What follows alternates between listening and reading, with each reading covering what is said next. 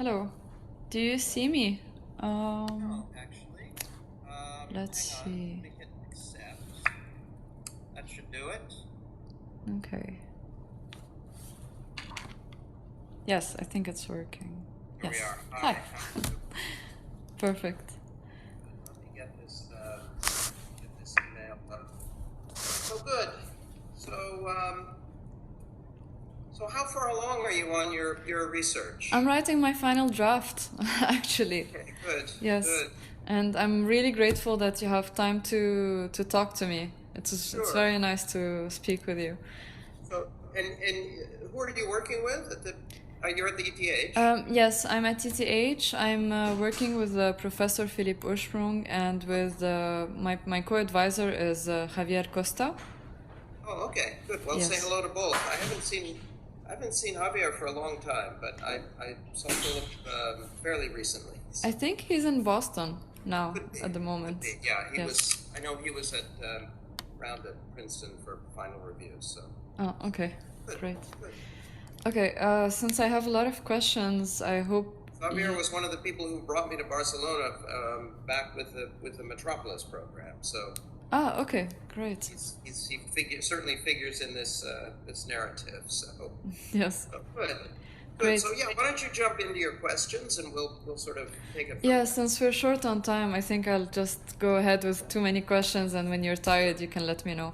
I'm interested, well, basically, I'm working on the topic of Terran Vague, Ignacio de Sola Morales, the context of the 90s, and I'm using Terran Vague as an alibi to discuss the period and how some notions in architecture and urban theories became interesting, and how come and why architecture theory became so fascinating at this point in time.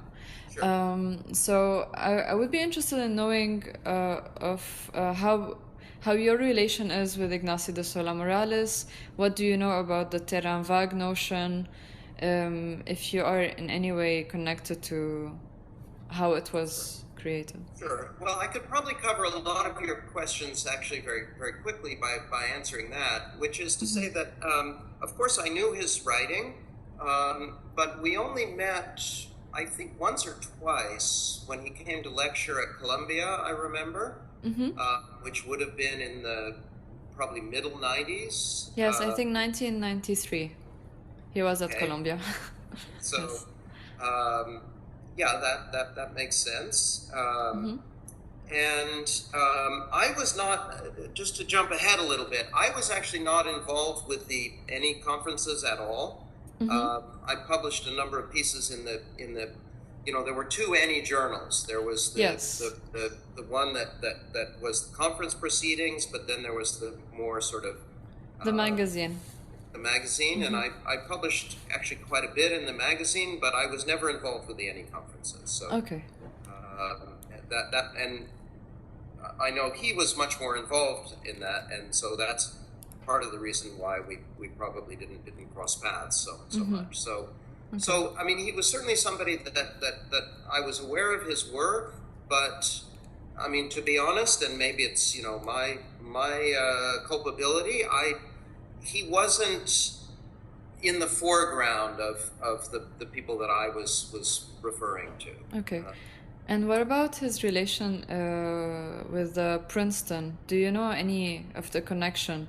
Does anyone mention Ignacio de Sola Morales within the context of Princeton? Is Well, you know, he... of course, that he was Beatriz Colomina's advisor, and I don't Yes. know if you've had a chance to talk to Beatriz.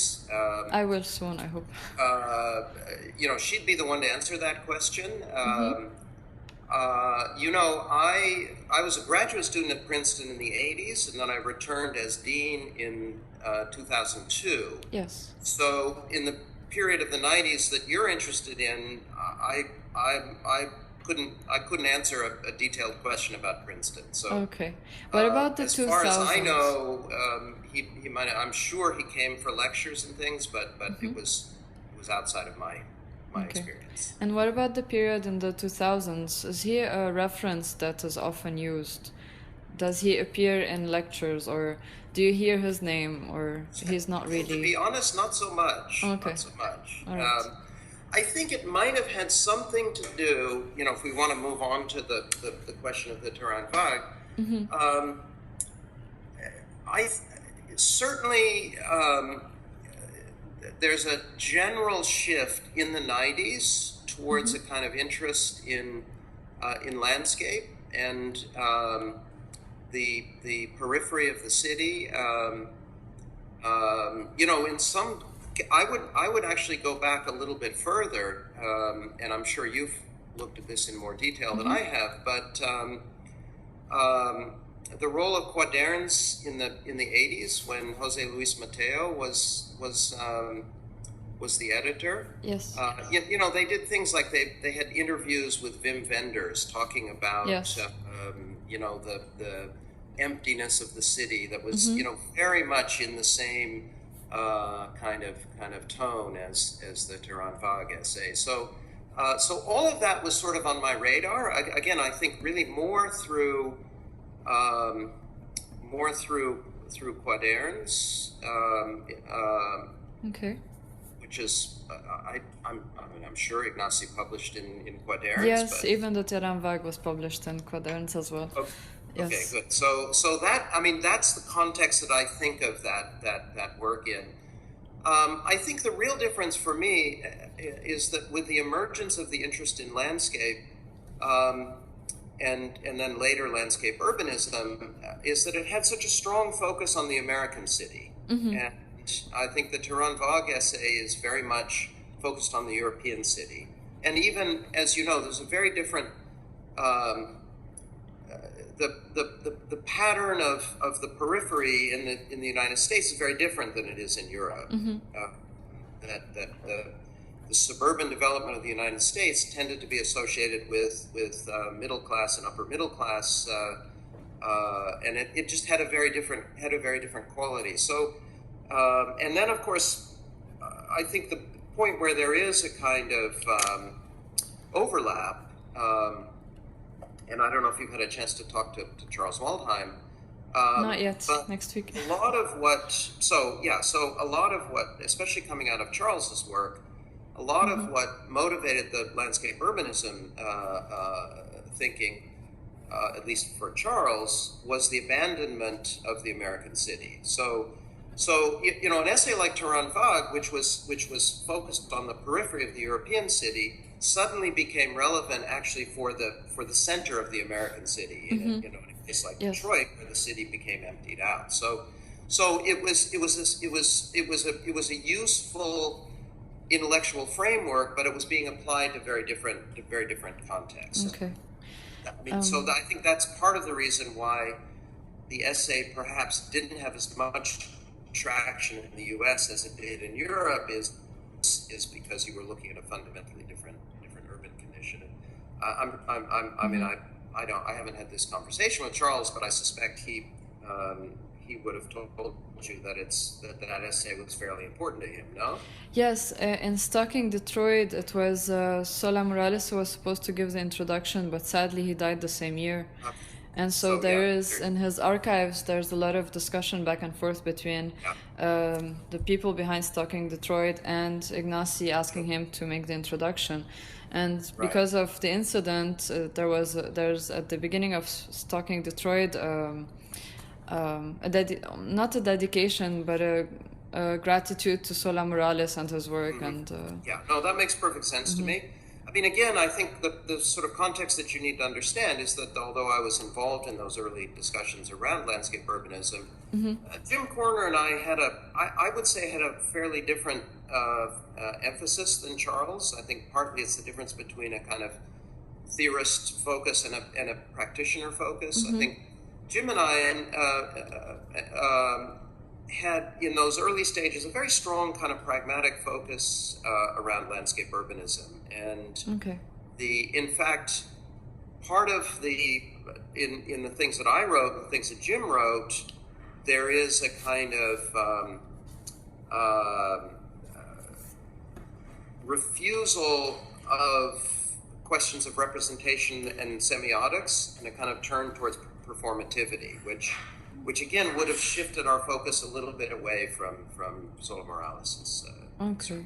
So your work in field operations was in this idea of more a more pragmatic view on landscape urbanism and um, Yeah, less and also, I mean, representation. you know, the field conditions articles that I wrote Mm-hmm. were um, really more about questions of diagrams and organization, Mm-hmm. and they were operational, right? Hence the term Yes. field operations, as Okay. opposed to. I mean, Ignacie's focus was really on meaning and even the social and political relationships underlying the periphery. So and for better or worse, in that period around '99 to 2003, when Jim Corner and I worked together, we were really concentrating on building a practice, and the theoretical work was much more oriented towards those problems. Mm-hmm. And if you want to continue on this practice versus theory level, do you think there's a shift between the 90s and now between how important theory was for the architectural practice? Because my text is a bit in between these questions. Sure, How sure, much was it influential on the practice and not sure. just on the Well, theoretical level? that's a long, complicated question. Yes, I know. Uh, I mean, I was involved with the journal Assemblage, which of course was very strongly identified Mm-hmm. with the rise of a particular kind of theory in the United States. And I should know off the top of my head when Assemblage closed, but that, in a certain sense, I associate that really more with the '80s and the early '90s, Mm-hmm. and so I think that the well, I'm very reluctant to identify that as a shift away from theory. Okay.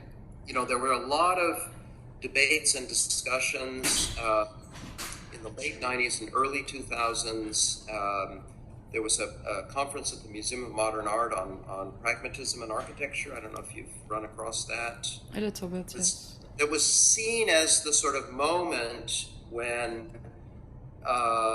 there was a kind of shift away from. See, I wouldn't say it was a shift away from theory. I would Mm-hmm. say it was a shift away from a particular kind of theory. Okay.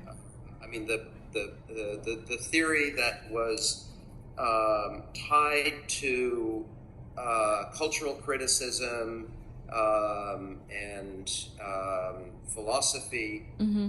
as opposed to a theory that was more bound up with questions of practice and politics.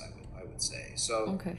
Um, again, that's a kind of old story in a way. I mean, because it's these very intense debates. I mean, again, if you want to kind of track some of this stuff down, there was a book that was published by uh, William Saunders, who ran the Harvard Uh-huh. Design magazine. Okay. He collected the essays around this whole debate. I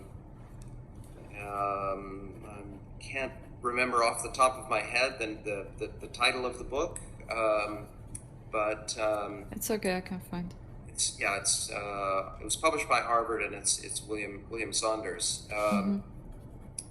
So that was a debate that really played out around again, if I'm sort of remembering correctly, say between around 2000 and 2002, 2003. So, Okay. and it was, of course, and then of course you could think of, well, there are a couple of key points of reference there. The texts that Michael Speaks published on Yes. design intelligence, and then the piece that Bob Somel and Sarah Whiting wrote called The Doppler Effect. Those were sort of identified as the markers for this turn away, so-called turn away from theory. So I like to think that what's happened is, yes, the climate in architectural schools and is less caught up with some of these sort of recognizable points of reference in theory. I mean, again, Sola Morales is referring to people like Kristeva and Rosalind Krauss and so on. And those are not names you necessarily are going to hear in architecture schools and debates and find on reading lists today. But there's a different body of theory that people are looking at. People are looking at Latour. People are looking at ecological theory. So the climate has definitely changed, but I don't think it's accurate to say it's simply a turn away from theory towards practice. Okay, all right, thank you. So, in relation to what you said about this idea of staying away from philosophy, is it in relation to deconstructivism and Derrida? Because I have a bit of a hard time understanding where Derrida fits in my topic, Sure. and just understanding where deconstructivism in general fits within this period as well. Right. Well, again, what I would I think both as a generational difference and again, I can't speak in detail to Sola Morales' thinking, but I think for our generation, in the beginning of the 90s, there was a very strong reaction against deconstructivism and Derrida. Okay. And again, in a sense, against I mean, Derrida is the kind of culmination of the linguistic analogy in architecture that goes back all over the late 1960s. And, I think I think Ignacy was the generation that really sort of grew up and was educated around the emergence of linguistic analogy, right? I mean, this famous conference in Cadaqués in '68. I have to assume he was sort of around that orbit. So I think for our generation, particularly the turn from Derrida to Deleuze and Guattari, that came to underwrite a lot of the theoretical work of the 90s, and you could say again in very crude terms that the sort of assemblage generation, people like Wigley and Colomina and Michael Hayes, were associated with Derrida and deconstructivism, and I think for the sort of younger generation, Deleuze offered a model. I mean, again, it's obviously they're writing from the point of view of philosophers, but if you look, for example, at Deleuze's books on cinema, the idea is that concepts are actually produced through the specificity of the medium, rather than philosophical concepts being sort of held up as a kind of template to which the artistic or the aesthetic work should aspire. And certainly you could think of concepts like deterritorialization in relationship to the periphery and Taranvag. So that was our theoretical frame of reference. It was much more caught up with Deleuze and Guattari than with Derrida and deconstructivism. That I mean, if you look at the generation of architects, Eisenman, Schumi, Libeskind, that was the generation of our teachers. Yes. And so partly it was a reaction against that, but the emergence of computation and the turn from a language of fragmentation to a language of smoothness and continuity were all sort of bound up together with this shift in the early 90s. Okay. This was the whole debate and discussion at Columbia around that time. People like Greg Lynn and Jesse Reiser, Jeff Kipnis, Sanford Quinter, and myself. Okay. because it seems to me that the notion of terrain vague is a bit in between. There's I a would agree. Yeah. strong mention of Deleuze and this idea of a fragmented urban concept, and then at the same time, there seems to be a leftover of this idea of void and deconstructed world at the same time. So it's somehow it's still in between these two phases. And Sola Morales also, like when I speak to Peter Eisenman, he mentions Sola Morales as belonging to a younger generation. But then in Yeah. Sola Morales's work, it seems to still be in between. And so, okay. Yeah. So No, thank I you think for that. that's totally accurate. I mean, he is of course younger than Peter, but you know, he's the teacher to the generation of people like Colomina. Was he Keck Glass's teacher as well? Who? Um, Josep Keck Glass, I don't think so. Barcelona? No, he wasn't. I don't. He's never mentioned in the archives. Okay, So interesting. no one mentioned him before. So I don't see a relation, but maybe. So I know that Keck Glass and Colomina were students together, but Yes. Maybe he is, but I should check I would actually. be interested to know. Okay, I can keep you posted. Maybe I don't know. Maybe Keck Glass is I don't know closer to. I mean, I'm sure of Colomina, but I really don't know. Yeah. Okay. Well, Okay. it's not important, but Yes. All right. Otherwise, in relation to Barcelona, have you been to the events there? I mean, I don't know how related you are to Barcelona, but well, the my relationship to Barcelona plays out much later. okay. So, in fact, until I had sort of forgotten that I came a couple of times to the Metropolis. So it's all later. I came to Metropolis, I came to IAC, and then much more recently, through Jose Luis Mateo, I was on the advisory board of the Barcelona Institute of Architecture, and I taught there quite a bit. Of course, I spent time with the daughter. But you know, I was in Spain in '82 and '83 working for Moneo, and my focus was entirely Madrid, not Barcelona. Okay. Yes. I mean, of course, I was aware of Arquitecturas Bis, and I don't know if you've interviewed Moneo. I mean, Moneo is much closer to Manuel than to Ignacy. Rafa and Manuel had this very close relationship and you know strong, I think, mutual admiration. And I got the impression. I mean, Ignacy was part of the editorial board of Arquitecturas Bis, no? I think so. Yeah, I'm pretty sure. I don't remember, but yes, I think so. That was the context at that time that I associated him with was Barcelona and Arquitecturas Bis. There's a guy called blanking on his name. Anyway, Princeton PhD who wrote on Arquitecturas Bis. I think I know who you mean. Dissertation. I have his name. Portuguese guy. Who? I have his thesis. You do? Yes. Yeah. So I can contact him.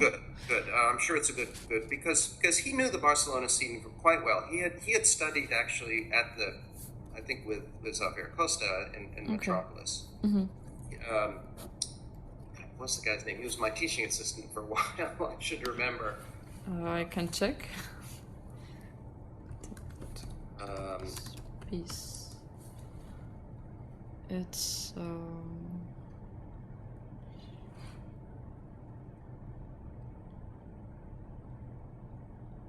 just a second. Moreno. Yes. Joaquim Moreno. Exactly. Yep. Yes. What's the first name again? Remind me. Joaquim. Yeah. Or Joaquim. Joaquim. Yep. Joaquim. Joaquim Moreno. Yep. Yeah, Joaquim Moreno. I mean, as I remember, it's a good piece. So Okay, that's probably maybe I why. should speak to him. Much, Perhaps much he knows. more detail there than I would have. So Okay. so I suppose you could say that during the time that I was in Spain, I sort of identified much more strongly with the Madrid side of Okay. things, and as I said, it was really only, I don't know, in the last 10 years maybe that I started coming with any regularity to Barcelona. I did go, I wouldn't say I was close, but Enrique Miralles invited me to teach at the Städelschule in Frankfurt. Mm-hmm. People I knew in Barcelona were Enrique and Atipio, Joseph Atipio. Yes. So, but in a sense, I sort of came to Barcelona after Ignacy had already passed. Okay. All right.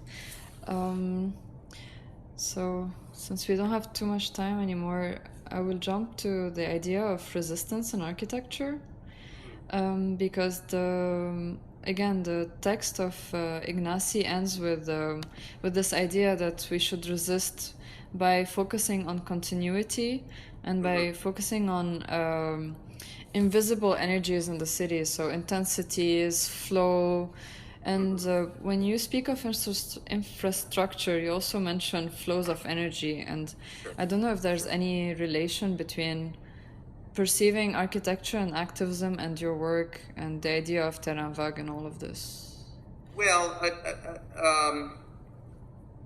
first of all, again, I think to go back to what you were saying before, I mean, here, of course, he's sounding very Deleuzian, right? When he's talking Yes.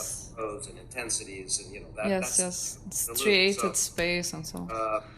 but I mean, Deleuze is not about resistance, right? Yes. Deleuze is about deterritorialization, right? I mean, again, I think part of this whole debate that the language the language of flows is not the language of resistance, right? So, Okay. I mean, in fact, just the opposite, right? The Yes. language of flows and intensities is the language of the language of resistance is caught up with Frankfurt School Marxism and practices of negation, totally the opposite of Okay. flows and intensities, Yes. right? So again, you could say this is an instance, perhaps, again, of the kind of ambivalence in being caught a little bit between two different philosophical paradigms in the case of Sola Morales. So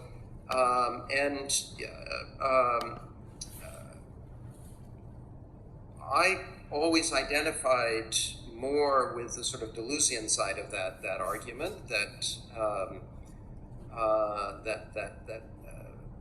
I mean, this is again a kind of debate that actually originally played out much earlier in the 90s.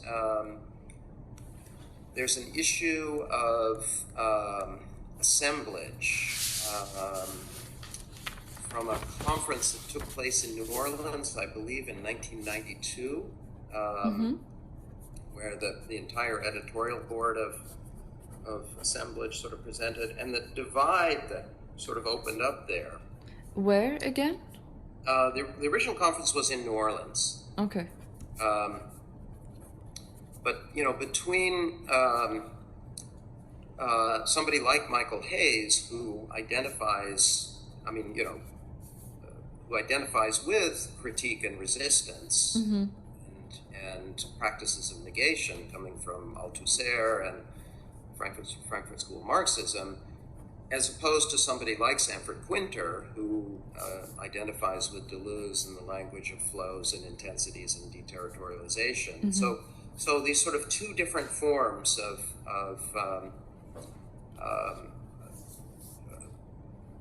I would say social and political practice that divide was present as early as 1992.